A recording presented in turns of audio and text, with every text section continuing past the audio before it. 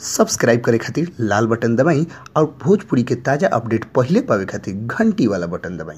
छपरा जिला भोजपुरी पर लोग के बहुत बहुत स्वागत बा। जी हाँ, खेसारी लाल यादव सुपरस्टार खेसारी लाल यादव बहुत बड़ खुलासा कइले बारे मंच से। जी हाँ, और वो लोग के बता दी कि स्टार लोग मंच से बहुत कमे ऐसा बात कहेला लोग, लेकिन super duper star Khesari Lal Yadav बहुत बड़ बयान बहुत बड़ खुलासा कइले बारे अक्षरा सिंह के बारे में। जी हाँ, वो लोग के बता दी कि अक्षरा सिंह के बारे में बराबर उनकरा के लेके विवादित बयान लोग देत रहेला, बहुत प्रकार के बवाल भी भइल, लफड़ा भी भइल, झगड़ा भी भइल, तो हमेशा इ लोग के चर्चा के विषय बनल रहेला। तो खेसारी लाल बीते दिन स्टेज शो के दौरान अक्षरा सिंह के लेके बहुत बड़ बयान दिले बड़न। जी हाँ, पब्लिक लोग कुछ कहलस अक्षरा सिंह के, तो खेसारी लाल सीधे तौर पर कहलन कि अक्षरा सिंह से तो सुंदर हमार मेहरारू बिया। जी हाँ, रोलो के बाद दी कि बहुत बड़ बयान बा खेसारी लाल यादव के कि उ अक्षरा सिंह के कुछ ना समझलन अपना परिवार के आगे, काहे कि उ परिवार से बहुत ज़्यादा प्रेम करेलन। कभी भी खाली समय होला तो अपना परिवार के साथ अपना बाल बच्चा के साथ बितावेलन,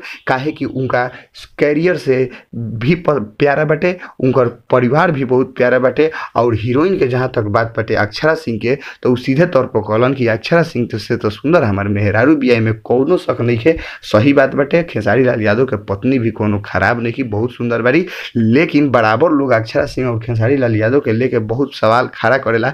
एह पर खेसारी लाल यादव पलटवार करते हुए इतना सुंदर जवाब दिलन कि पब्लिक 2 मिनट खातिर हंसल भी और बहुत सारा सवाल के जन्म भी दे दिलस। बहुत लोग सोचत रह गए कि खेसारी लाल यादव ई का कह दिलन, लेकिन सही बात खेसारी लाल यादव कहलन कि उनकरा से सुंदर तो उनकर मेहरारू बिया, यानी अक्षरा सिंह से सुंदर उनकर पत्नी बिया। भोजपुरी के ताजा खबर लोग बीच से लियाओ, बस लाल बटन दबा के सब्सक्राइब करिए और घंटी वाला बटन दबा के सबसे तेज अपडेट पाइए। धन्यवाद।